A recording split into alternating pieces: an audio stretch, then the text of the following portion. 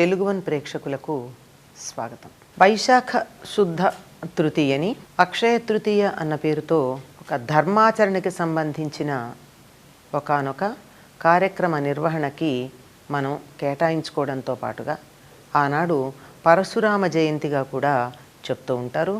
ఇది త్రేతాయుగాది అనేటటువంటి పేరు కూడా ఉంది. పరశురామ జయంతిని కొద్దిమంది వైశాఖ శుద్ధ ద్వాదశి నాడు కూడా జరిపేటటువంటి సంప్రదాయం ఉంది. ఇది ఉత్తర దేశంలో. కానీ దక్షిణాదిన ఎక్కువగా జరిపేది పరశురామ జయంతిని వైశాఖ శుద్ధ తృతీయ నాడు. ఈనాడు జమదగ్ని వ్రతం అనేది కూడా ఒకటి చేస్తారు అని మనకి కొన్ని గ్రంథాలలో ఉంది గనక ఈనాడే పరశురామ జయంతి అని అనుకోవడం సందర్భోచితంగా ఉంటుంది, సమయోచితంగా ఉంటుంది. పరశురాముడు దశావతారాలలో 6వ అవతారంగా చెప్పబడుతూ ఉంటాడు. ఈయన కూడా పూర్తిగా భూమి మీద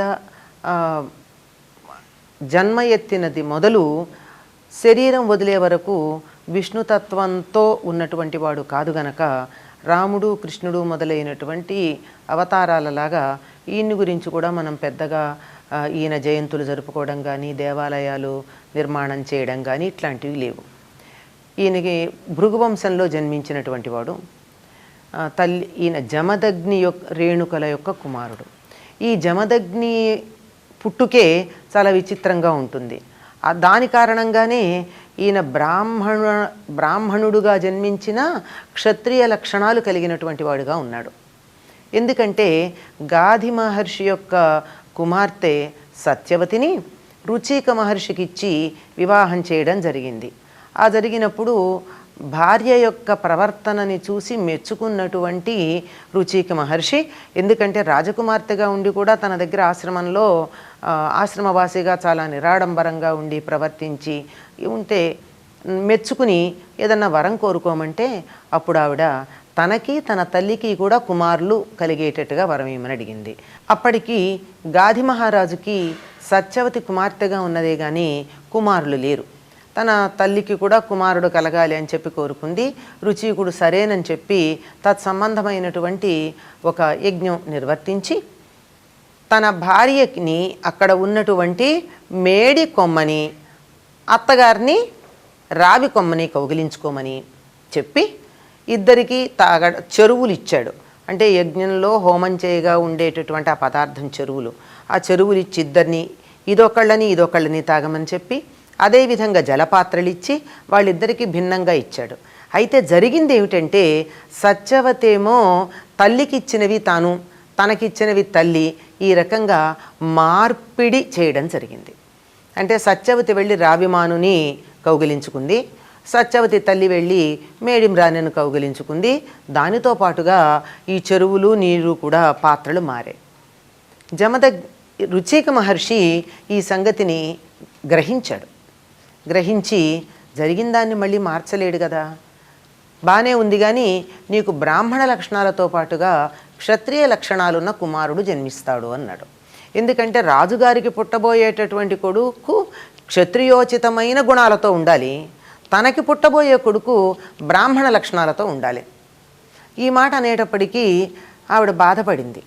అయ్యో, క్షత్రియ లక్షణాలు ఉండే కొడుకు తల్లికి పుట్టాలని అనుకున్నవేవైతే ఆయన అభిమంత్రించి ఇచ్చాడు అవన్నీ తాను స్వీకరించింది గనక తనకు క్షత్రియ లక్షణాలు ఉన్న కుమారుడు జన్మిస్తాడు అని అనుకుని ఇంకా చేసేదేం లేదు కానీ నా కొడుకు కాక ఇవి నా కొడుకుకు వచ్చేటట్టుగా వరం ఏమని అడిగింది. సరేనన్నాడు. అందువల్లనే గాధి కుమారుడైనటువంటి విశ్వామిత్రుడు క్షత్రియుడిగా జన్మించి కూడా బ్రహ్మర్షి కావాలి అని చెప్పి ఆయన అంతగా తపన చెంది బ్రహ్మర్షిగా మారడం జరిగింది. అలాగే ఈ జమదగ్నిలో ఈ క్షత్రియ లక్షణాలు రాలేదు కానీ జమదగ్ని భార్య రేణుక వారికి 5 కుమారులు జన్మిస్తే 5వ కుమారుడైనటువంటి పరశురాముడికి ఈ క్షత్రియ లక్షణాలు వచ్చాయి. రమణ్వతుడు, సుషేణుడు, వసువు, విశ్వావసువు అనే 4, తర్వాత పరశురాముడు 5వవాడు. ఈ లక్షణాలు ఎప్పుడు బయటపడతాయంటే ఈయన చాలా తీక్ష్ణమైనటువంటి కాంతి కలవాడుట. ఒకసారి ఎప్పుడో హిమోత్పర్వత ప్రాంతాల్లో భృగు మహర్షిని చూడడానికి వెళ్ళినప్పుడు ఈయన కాంతిని చూడలేక భృగు మహర్షి అలా కళ్ళు మూసుకున్నట్ట. అంత తీక్ష్ణమైనటువంటి కాంతి కలిగినవాడు.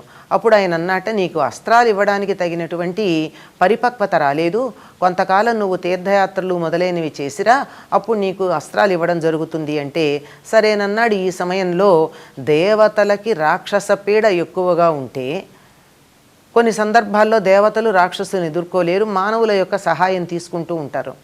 అప్పుడు శివుడు రాముణ్ణి పిలిచి, నీకు పెట్టినటువంటి పేరు రాముడు, ఈ రాముణ్ణి పిలిచి ఒక పెద్ద గొడ్డలి చేతికిచ్చాడు పరశువు. అది ఇచ్చి దీనితో రాక్షస సంహారం చేయమన్నాడు. ఈ గొడ్డలి ఈయనకి రావడం వల్ల ఈయనకి పరశురాముడు అనేటటువంటి పేరు రావడం జరిగింది. ఇది ఈయన అవతరణకి సంబంధించినటువంటి విషయమైతే, ఈయన అవతార పురుషుడుగా చెప్పుకోవడానికి కలిగిన కారణం ఏమిటంటే దుష్ట క్షత్రియ సంహారం చేశాడు. దీనికి ఒకానొక సందర్భం కారణమైంది.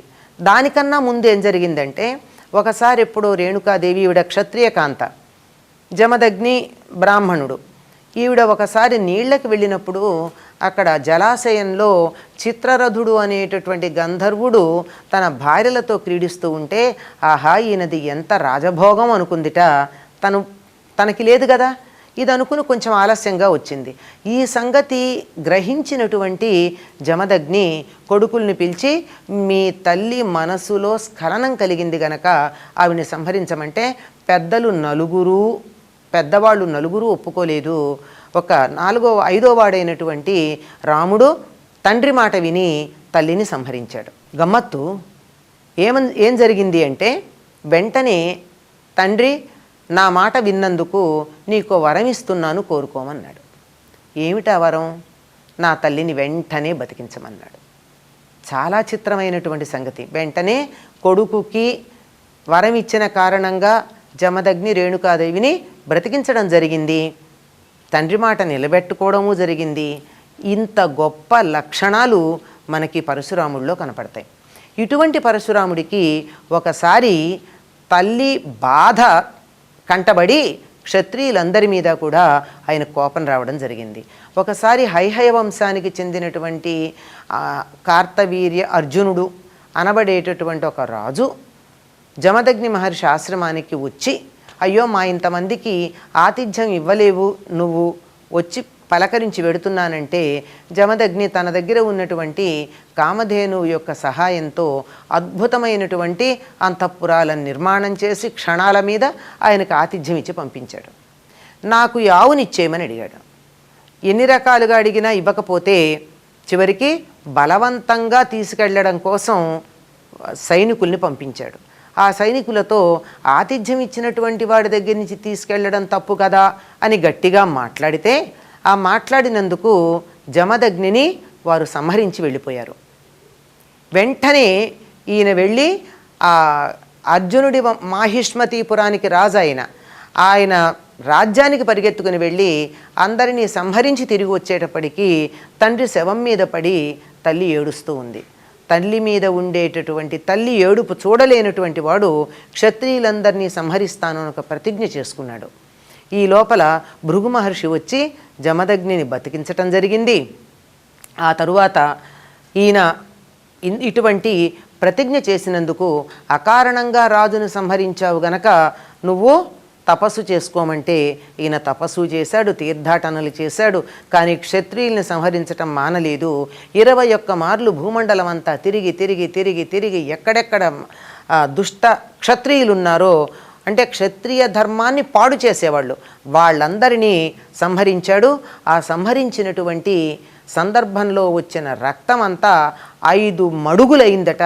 దాన్నే సమంత పంచకము అంటూ ఉంటారు. అంటే 5 మడుగుల రక్తం.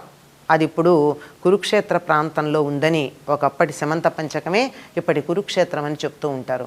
ఈ రకంగా దుష్టరాక్షస సంహారం చేయడానికి అవతరించినటువంటి రూపం, అవతరించినటువంటి భగవత్ తేజం ఏదైతే ఉందో విష్ణు తేజం, అది పరశురాముడు.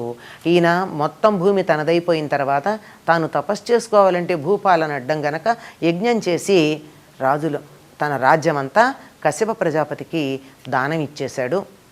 ఆ తరువాత మరి అంతా దానం ఇచ్చిన తర్వాత తాను ఇక్కడ ఉండకూడదు కదా అంటే వెళ్ళి తన చేతిలో ఉన్నటువంటి గొడ్డలితో కొన్ని చోట్ల శృవు అని చెప్పారు. దాంతో సముద్రంలో నుండి కొంచెం భాగాన్ని ఇలా పక్కకి తీశాడట. అక్కడ మాత్రమే తాను ఉంటాను, మిగిలినటువంటి చోట్లంతా ఆయనకి ఇచ్చేసా గనక తాను ఉండను అని చెప్పి వెళ్ళిపోయాడని. అదే మనం ఇప్పుడు మలబారు లేక కేరళ అంటూ ఉన్నాము. దాన్ని పరశురామ క్షేత్రంగా చెప్తూ ఉంటారు. తనలో ఉన్న విష్ణుతేజాన్ని రామావతారం వచ్చిన తర్వాత రాముడిలో ప్రవేశపెట్టి తాను అక్కడి నుంచి తప్పుకున్నాడు, అవతార పరిసమాప్తి అయిపోయినట్టుగా మనం చెప్తూ ఉంటారు. అటువంటి పరశురాముడు అవతరించినటువంటి రోజు ఇది వైశాఖ శుద్ధ తృతీయగా చెప్తూ ఉంటారు. ఈనాడు త్రేతాయుగాదని కూడా చెప్తారు. మరొక అంశంతో వచ్చే భాగంలో కలుసుకునే వరకు స్వస్తి.